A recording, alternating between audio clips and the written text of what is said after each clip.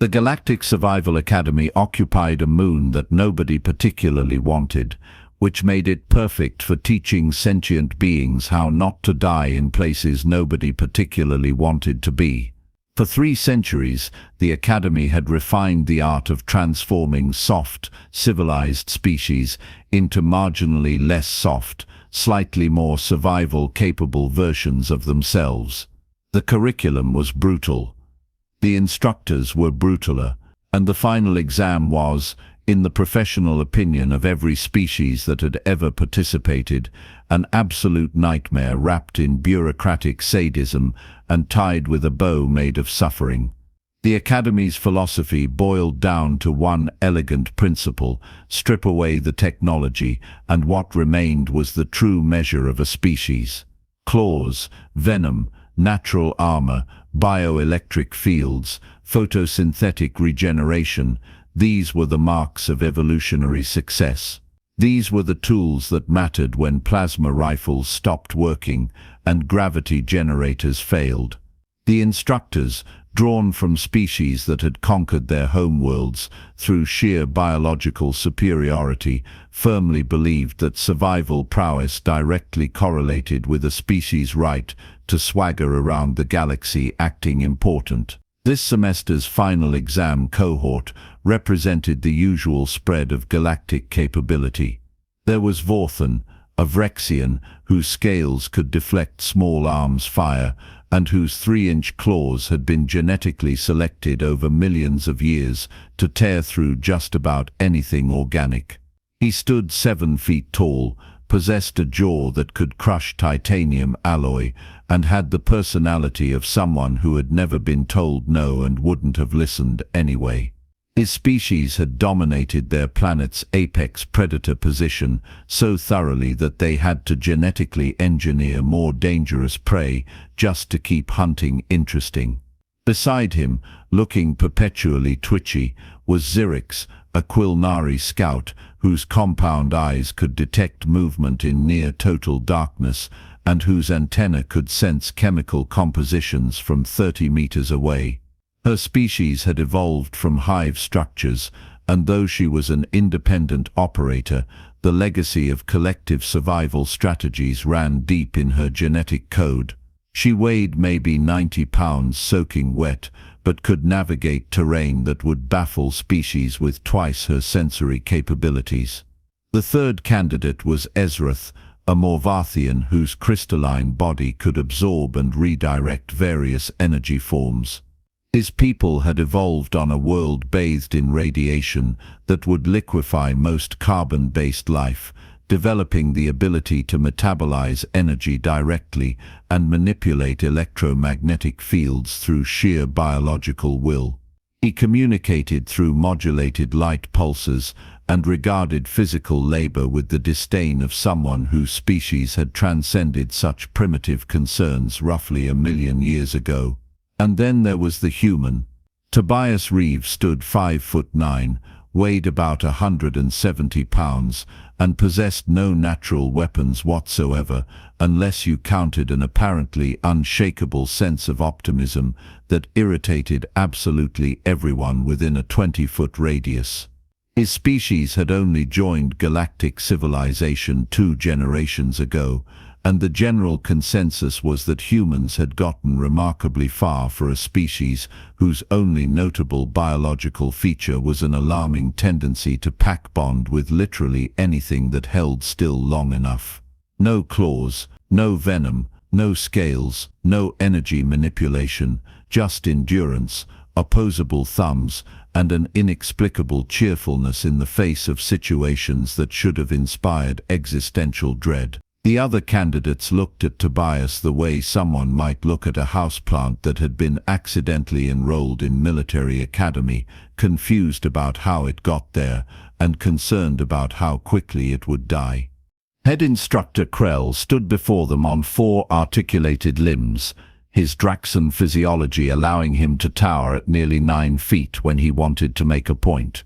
His species had evolved as ambush predators, and even in academic settings, he maintained the unsettling stillness of something deciding whether you were worth the calories to kill. Two of his 4 arms crossed over his chest, while the other 2 rested on the weapons he was absolutely not allowed to use on students, but liked to carry anyway for motivational purposes. "Final exam parameters are simple," Krell announced, his voice resonating through 3 separate vocal chambers to create a sound that could probably strip paint. 7 planetary rotations on designation K447, hostile biosphere, megafauna predators, toxic flora, weather systems that will actively attempt to kill you through hypothermia, or the occasional dramatic lightning strike. Survival is mandatory.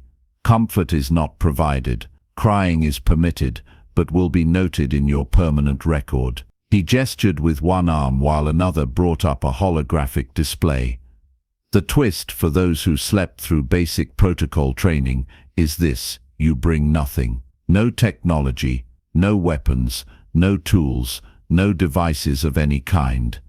You will rely entirely on your natural capabilities. What evolution gave you is what you work with. We are testing the fundamental survival capacity of your species when stripped of civilized conveniences. Vorthan's chest swelled slightly.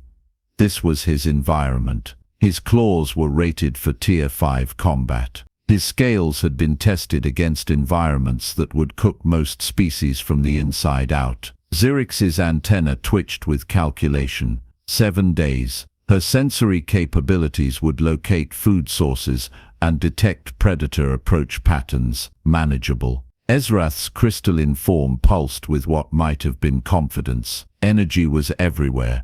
He would manage. Tobias raised his hand. "No," Krell said immediately. "I was just going to ask about—" No questions, no complaints, no requests for special accommodations because your species evolved badly. Krell's multiple eyes focused on the human with something that might have been pity if Draxons were capable of such weak emotions. "You are the first human to reach final exam status. Try not to die in a manner that requires excessive paperwork." "Cool, cool," Tobias said, nodding like Krell had just explained the lunch menu. "So just to clarify, when you say no tools, you mean no tools we bring with us, right? Not like no tools we might make from environmental resources." Krell's eyes narrowed. "You arrive with nothing. What you do after that is between you and natural selection." "Perfect." Tobias smiled. "Just wanted to make sure." The other candidates exchanged glances that roughly translated to the human is definitely going to die first. The drop pods launched at dawn. 4 separate trajectories, 4 separate forest zones, no communication devices, no extraction signal until day 7. The monitoring drones would observe and record, but intervention was only authorized for fatal situations, and even then only if the instructors felt like it. Vorthan hit the ground already running, his predator instincts surging. Within the first hour, he had marked territory, identified a water source, and attempted to establish dominance over a local predator that turned out to be significantly more dangerous than anticipated. The creature, something with too many legs and a disturbing number of eyes, nearly removed one of Vorthan's arms before he managed to climb a tree that probably would not support his weight for long. First day survival assessment, somewhat humbling. Xirix's sensory capabilities immediately went into overdrive. The planet's biosphere was chaos, chemical signals everywhere, movement in every direction, the overwhelming input of an ecosystem that had never heard of sensible organization. She spent the first 6 hours hiding in a hollow log, trying to filter the sensory data into something useful, and slowly realizing that her evolutionary advantages were context-dependent, and this context was extremely loud. Ezrath discovered within the first 30 minutes that K447's mineral composition interfered magnificently with energy manipulation. The crystals that made up his body could absorb energy just fine, but redirecting it was like trying to thread a needle while wearing oven mitts. He spent day one attempting to recalibrate his biological processes and trying not to panic, which was difficult when panic was essentially the only emotion his species acknowledged. The monitoring drones found Tobias 2 hours after drop, and what they transmitted back to the academy made the entire instructor staff gather around the display in confusion. The human was sitting cross-legged on the ground, surrounded by small piles of plant material, talking to himself. "Okay, so the inner bark looks promising. Good fiber length, decent flexibility," Tobias muttered, stripping long sections from a fallen branch. "Dogbane would be better, but we work with what we have. Definitely not poison ivy. Probably not poison ivy. Like 70% sure not poison ivy." He had already collected what appeared to be 24 different plant specimens and was now methodically testing their properties, bending them, twisting them, scraping them with rocks to check fiber structure. One of the junior instructors, a Xirix named Vorthan, tilted his head in confusion. "Is he collecting plants for food?" "Negative," another instructor replied, checking the biomonitors. "No consumption. He is processing them for some purpose." Krell watched in silence as the human began twisting fibers together, creating a crude cordage using nothing but his hands, and apparently some technique that required no tools whatsoever.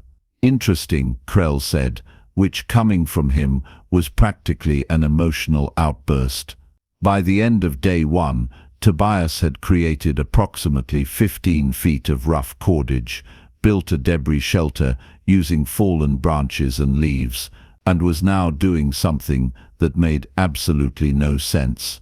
He had carved a small depression in a flat piece of wood and was rapidly spinning a straight stick into it, using a contraption made of more cordage and a curved branch. "What is he doing?" Vorthan asked. They watched as smoke began rising from the depression. Then a small ember formed. Then Tobias carefully transferred it to a bundle of dried plant fibers, blowing gently until flames appeared. The monitoring room went silent. "Did that human just create fire?" Krell said slowly, "by rubbing sticks together?" "Affirmative," came the response. "He appears to have constructed what historical records identify as a bow drill fire-starting apparatus. From sticks." "Affirmative. And rope he made from plants." "Affirmative." Krell leaned closer to the display. The human was now feeding small twigs into his fire, building it up carefully, talking to himself about good dry tinder, and the fire triangle needs all three elements, like he was narrating an educational program for invisible students. "I want continuous monitoring on the human," Krell ordered. "Something is happening here." Day 2 brought additional revelations. While Vorthan was still attempting to establish dominance over creatures that refused to acknowledge his biological superiority, and while Xirix was slowly learning to filter the sensory chaos into useful data, and while Ezrath was discovering that meditation could not in fact substitute for food, Tobias was engineering. He had improved his cordage technique, creating stronger rope by processing the plant fibers more thoroughly. He built a better bow drill with a socket stone for downward pressure and a longer spindle for more efficient friction. He constructed a raised bed inside his shelter using logs and more cordage, keeping himself off the cold ground.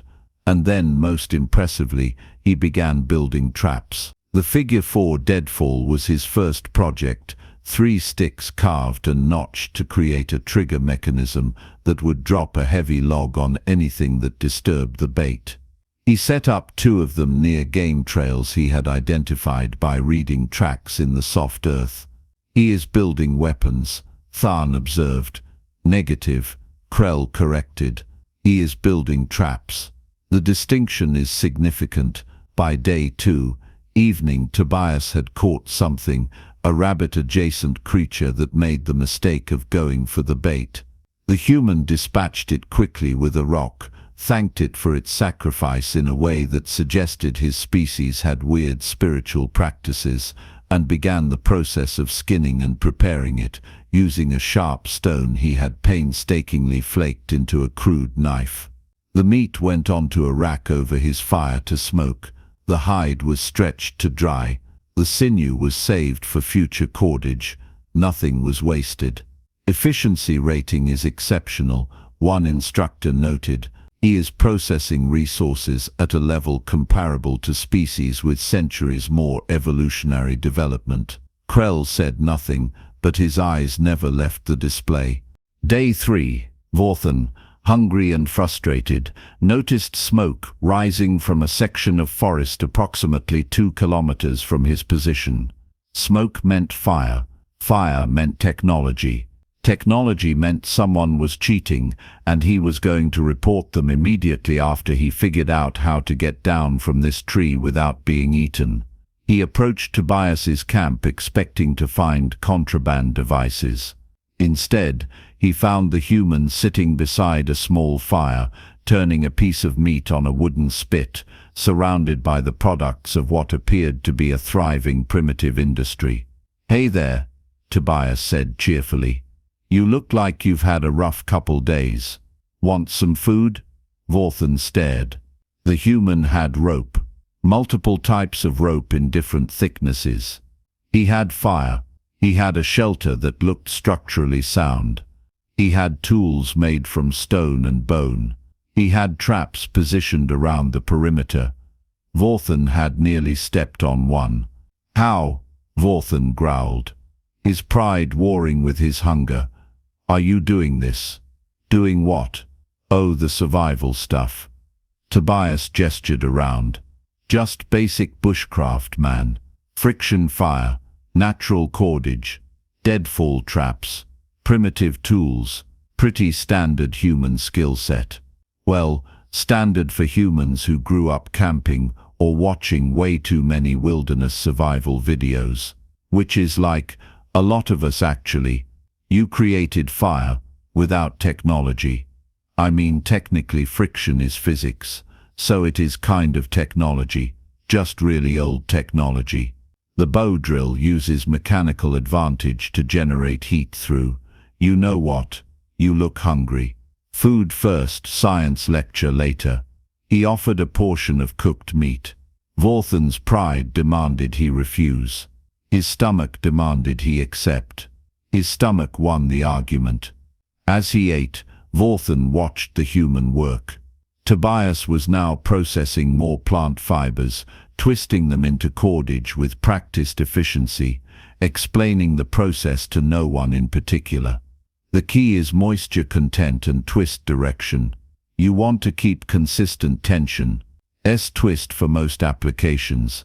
Z-twist if you are going to ply it later. 2-ply is stronger but takes longer. 3-ply is overkill, unless you are building something that needs serious tensile strength. I am thinking about making a net because passive collection is way more efficient than active hunting, right? Expend the energy once on construction, then let the trap do the work." "Where did you learn this?" Vorthan asked, genuinely confused. "Earth, my planet. We had to figure this stuff out before the whole civilization thing happened. No claws, no natural weapons, not even decent running speed, compared to the things that wanted to eat us. So we got creative, made tools, made fire, made traps, made pretty much everything we needed from whatever was lying around." Tobias tested the strength of his cordage. Turns out when evolution doesn't give you advantages, you have to build them yourself. Vorthan left the camp 2 hours later, fed but deeply uncomfortable with the implications of what he had witnessed. Day 4 brought Xirix stumbling into Tobias's territory, her sensory capabilities finally calibrated, but her body exhausted from lack of food. She had been so focused on filtering data that she had forgotten to actually use it for survival. The smell of smoke and cooked meat drew her forward despite her natural caution. She found a camp that had evolved beyond survival into something approaching comfort. Tobias had expanded his shelter, built a second fire pit for different purposes, one for cooking, one for what he called processing work, and had constructed what appeared to be a smoking rack loaded with preserved meat. "Welcome," Tobias said, waving from where he was testing different types of wood for flexibility. "Guessing you are hungry. Food is on the rack. Help yourself." Xirix's antenna twitched suspiciously. "Why would you share resources?" "Because I have more than I need, and you look like you are about to fall over. Also, cooperation is kind of a human thing. We are social primates. Sharing food is like 90% of our cultural evolution." He held up 2 pieces of wood. "Which of these do you think would make a better bow?" "I am trying to design a spring-loaded snare trap, and I need something with good flex memory." She ate while he explained the principles of trap design with the enthusiasm of someone discussing a hobby rather than survival skills. He demonstrated the figure 4 deadfall, then showed her a design for a snare using a bent sapling as a spring pole. "See, the trigger is pressure sensitive.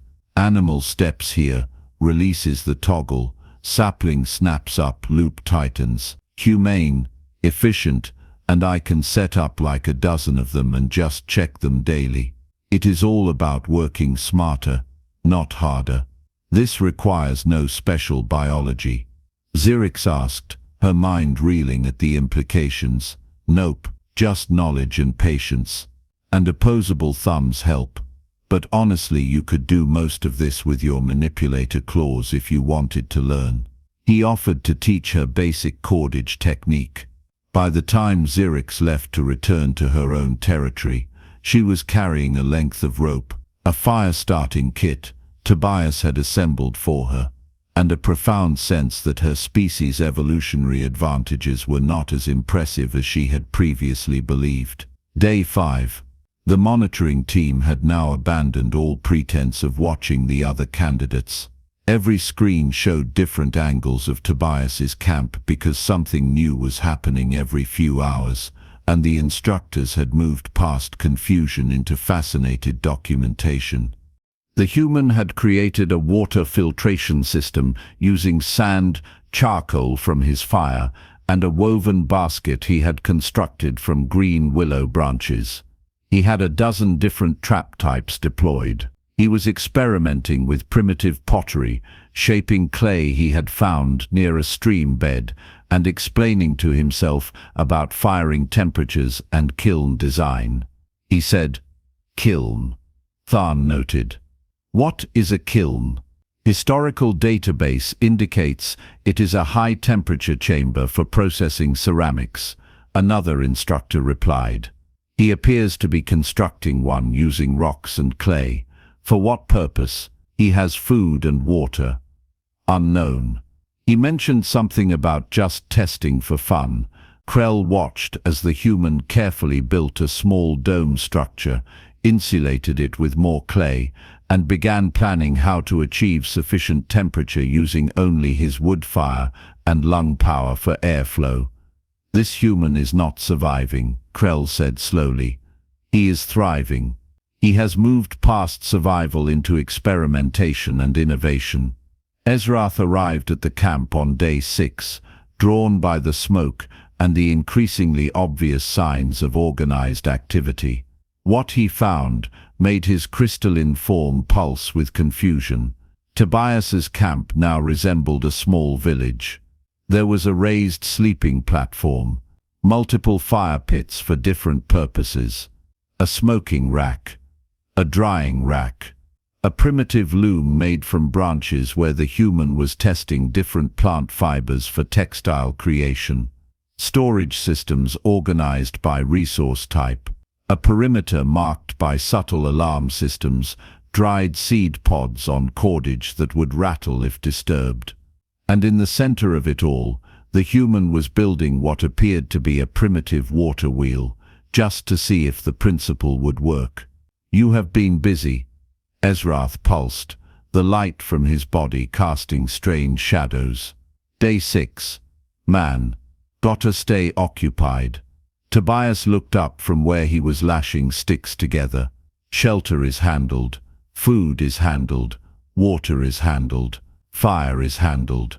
So now I am just exploring concepts. Did you know you can create a basic bearing system using wood and plant oil? Because you totally can. It is inefficient, but it works.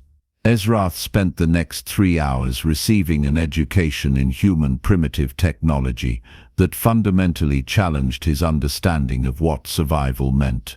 The human had not just survived, he had recreated the foundations of civilization using nothing but pattern recognition, environmental awareness, and what he kept calling trial and error, plus a lot of YouTube videos back home.